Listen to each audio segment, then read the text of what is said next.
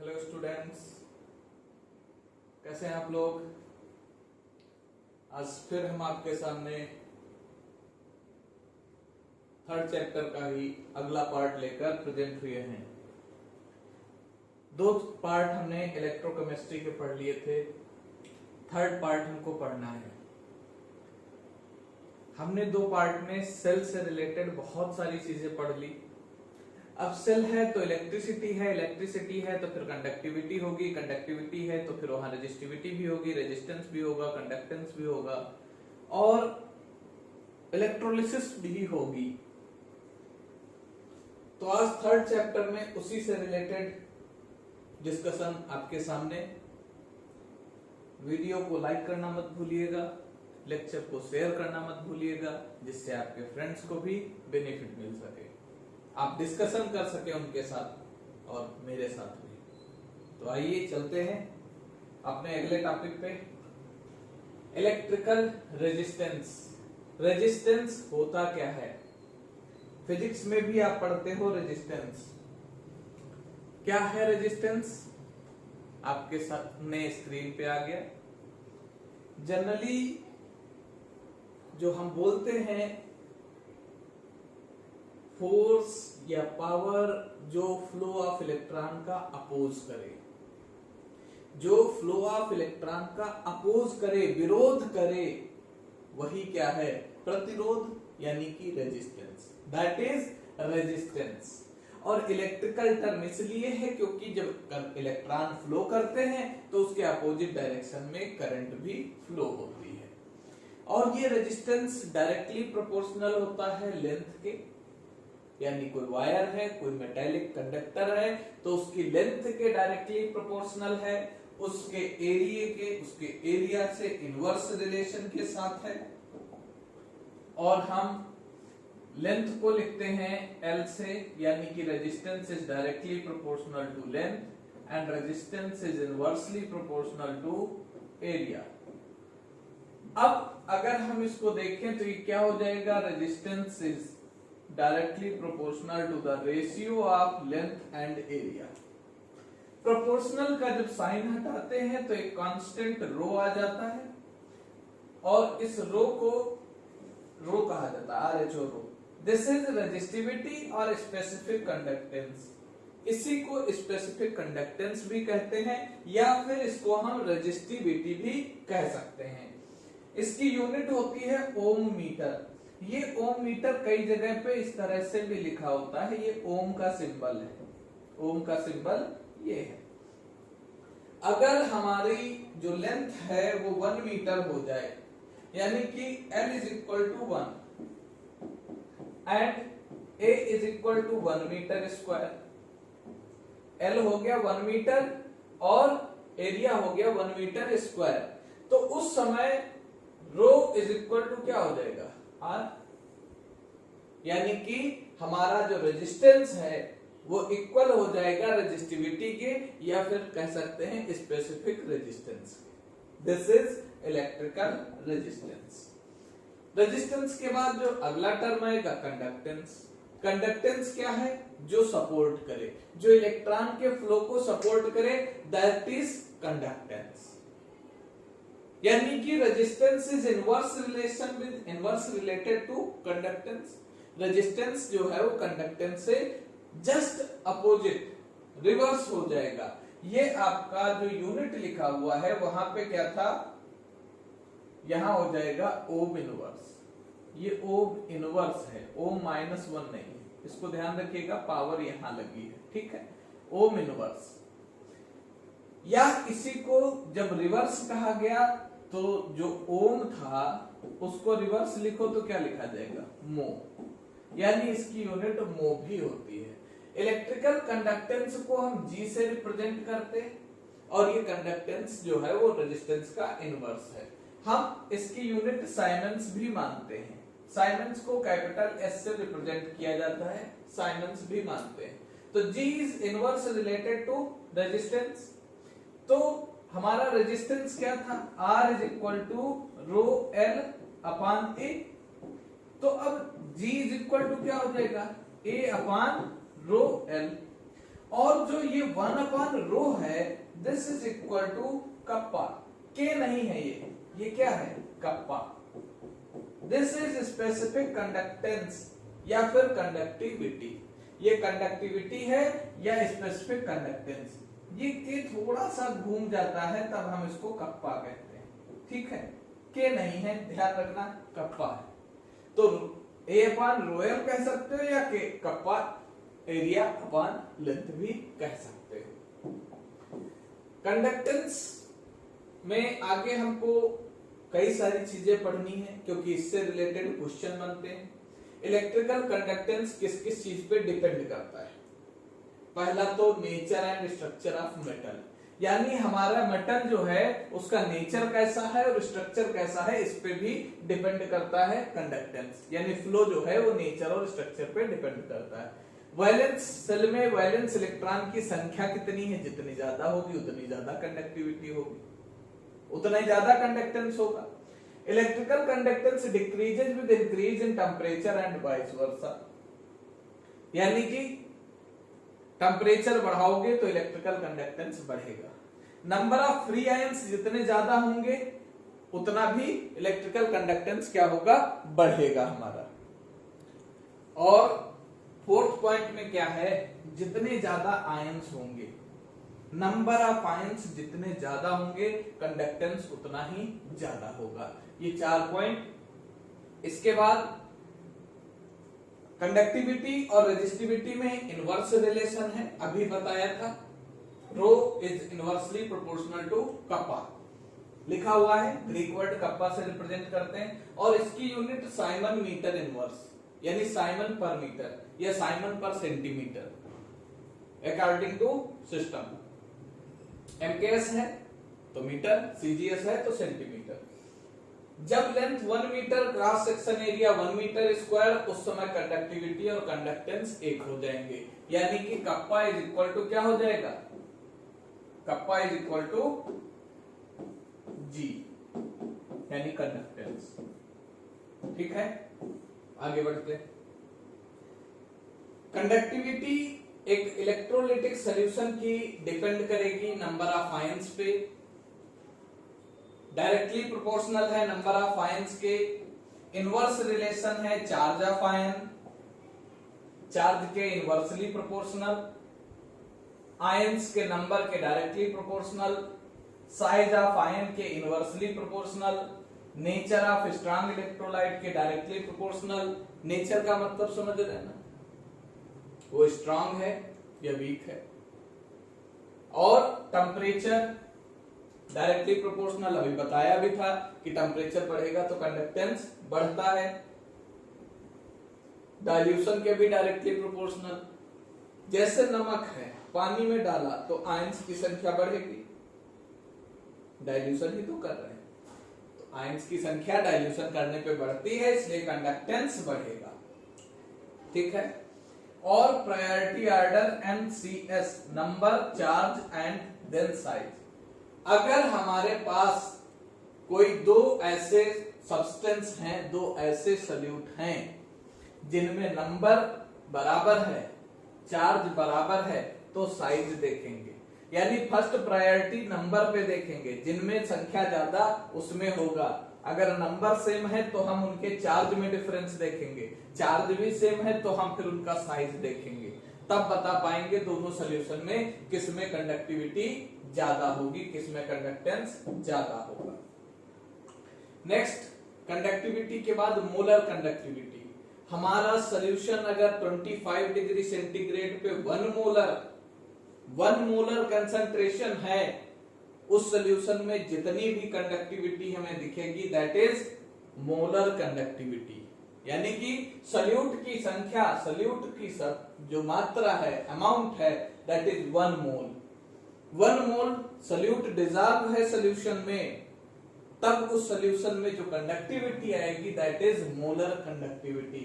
इसको lambda m से denote करते हैं, ये लैम्डा ही बोला जाता है, लिखा होता है इनवर्स v, लेकिन इसको पढ़ते लैम्डा ही है। ठीक है, लैम्डा। के क्या है यहाँ पे, फिर से के ही बना है, लेकिन दे क्या है, कंडक्टिविटी यानी कि कप्पा, और सी क्या है, कंसंट्रेशन या मोलैरिटी। सी को यहाँ कैपिटल एम भी कई जगह लिख के दिया जा सकता है, दैट इज मोलैरिटी। ये है मोलर कंडक्टिविटी। अगर इक्विवेलेंट कंडक्टिविटी की बात करें तो फिर वहां पे क्या आ जाएगा, सिर्फ मोलैरिटी हटा के नॉर्मेलिटी आ जाएगा। 1 मोल इलेक्ट्रोलाइट अभी भी है, ठीक है, बस फर्क कहां आएगा, अब 1 मोल जो लिखा हुआ है, conductivity of solution containing 1 mole of electrolyte, ये 1 मोल ना होकर के अब यहाँ पे 1 ग्राम इक्विवेलेंट हो जाएगा, ये हो जाएगा 1 ग्राम इक्विवेलेंट, ठीक है, equivalent of electrolyte at this it is denoted by lambda EQ। यहां पे मोलैरिटी हट के नॉर्मेलिटी आ गया, और आप नॉर्मेलिटी और मोलैरिटी का रिलेशन जानते हैं, normality is equal to molarity into equivalent factor. इसका मतलब normality upon molarity is equal to क्या हो जाएगा, इक्विवेलेंट फैक्टर, ये रेशियो इक्विवेलेंट फैक्टर होगा। इसका मतलब हम lambda EQ and lambda M यानी मोलर कंडक्टिविटी और इक्विवेलेंट कंडक्टिविटी में रिलेशन निकाल सकते हैं। क्या रिलेशन आएगा, देखिए, relationship between molar conductivity and equivalent conductivity, यानी कि इक्विवेलेंट फैक्टर से मल्टीप्लाई कर दें तो जो हमारा लैम्डा M है वो lambda EQ into equivalent factor. Equivalent factor को किससे मल्टीप्लाई करना है, इक्विवेलेंट फैक्टर को इक्विवेलेंट कंडक्टिविटी से मल्टीप्लाई कर दें तो मोलर कंडक्टिविटी निकल के आ जाती है। ये रिलेशनशिप्स याद रखने पड़ेंगे। अगला point, limiting molar conductivity. Limiting molar conductivity क्या है, किसी सॉल्यूशन को इनफाइनाइट लेवल तक डाइल्यूट कर दिया जाए, यानी इतना पानी मिला दिया जाए कि वो इनफाइनाइट लेवल पे पहुंच जाए डाइल्यूशन, उस समय उसमें जो कंडक्टिविटी आएगी that is limiting molar conductivity. ये आपको लैम्डा नॉट M से रिप्रेजेंट करना है। मोलर कंडक्टिविटी को रिप्रेजेंट कर रहे थे लैम्डा M से, नॉट लगा देंगे तो लिमिटिंग मोलर कंडक्टिविटी हो जाएगी। ये इक्वेशन इससे रिप्रेजेंट किया जाता है, lambda M is equal to lambda naught M minus AC की पावर हाफ। C यहाँ पे कंसंट्रेशन है, मोलैरिटी है, और A क्या है, A एक कांस्टेंट है, वो आपको गिवन रहेगा क्वेश्चन में। तो इससे आप इसको आप कहते क्या है, हाकेल-ऑनसेगर इक्वेशन। यहाँ पे स्लोप क्या है, x और y एक्सिस पे क्या है, क्लियरली आपको दिख रहा है। हमको सिर्फ इस इक्वेशन की जरूरत पड़ती है और सीधी सीधी इस डिफिनेशन के बारे में बोर्ड हमसे पूछता है।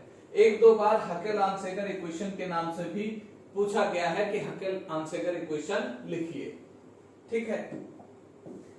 फिर जब हम कोई चीज डाइल्यूट करते हैं, डाइल्यूशन करते हैं, वाटर ऐड करते हैं, तो वहां पे डिसोसिएशन होता है या फिर एसोसिएशन होता है। अगर डिसोसिएशन होता है तो कितना डिसोसिएशन होगा, उसकी डिग्री ऑफ डिसोसिएशन कितनी होगी, alpha is equal to molar conductivity upon limiting molar conductivity, यानी कि रेशियो है किसका, मोलर कंडक्टिविटी और लिमिटिंग मोलर कंडक्टिविटी का।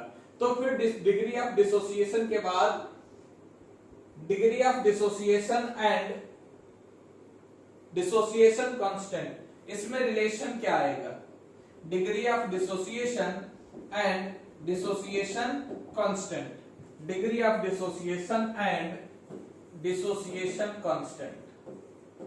डिसोसिएशन कांस्टेंट में क्या रिलेशन होगा, यह आएगा Ka is equal to C alpha square minus upon 1 minus alpha. ये हमने इक्विलिब्रियम में पढ़ा था। अब यहां से अल्फा की वैल्यू अगर हम पुट अप कर दें तो ये हो जाएगा Ka is equal to C lambda M upon lambda naught M इसका whole square upon 1 minus lambda M upon lambda naught M। इसको सॉल्व करें तो ये आ जाएगा C lambda M square upon lambda naught M square, lambda naught M square, दोनों हो गए, अपॉन में आ गया। फिर ये हो जाएगा lambda naught M minus lambda M, और अपान में जो लैम्डा नॉट M है ये ऊपर चला जाएगा, तो एक लैम्डा नॉट m कैंसिल हो जाएगा, बचेगा क्या, c lambda m square molar conductivity है upon lambda naught m bracket में lambda naught m minus lambda m। ये इक्वेशन आपकी बचेगी जब सॉल्व करेंगे। देखिए आपके सामने फार्मूला ये लिखा हुआ है, c lambda m square lambda naught m minus lambda m। ये इक्वेशन, ये आपको दोनों फार्मूले याद रखने क्योंकि इस पे क्वेश्चन आपको दिया जाता है, ठीक है। इसके बाद जो आपका अगला लॉ है बहुत इंपॉर्टेंट, कोलरास लॉ है। इन्होंने दो बातें बताई। पहला पॉइंट इन्होंने बताया कि अगर हम किसी साल्ट का लिमिटिंग मोलर कंडक्टिविटी निकालना है हमको, तो किसी साल्ट की जो लिमिटिंग मोलर कंडक्टिविटी होगी वो उसके आयंस की मोलर कंडक्टिविटी का सम होगा। मतलब जैसे हम NaCl है, NaCl को डिसोसिएट करें, वाटर में डिसॉल्व करें तो Na plus plus Cl minus बनता है। तो limiting molar conductivity of NaCl is equal to limiting molar conductivity of sodium ion plus limiting molar conductivity of Cl minus, ठीक है।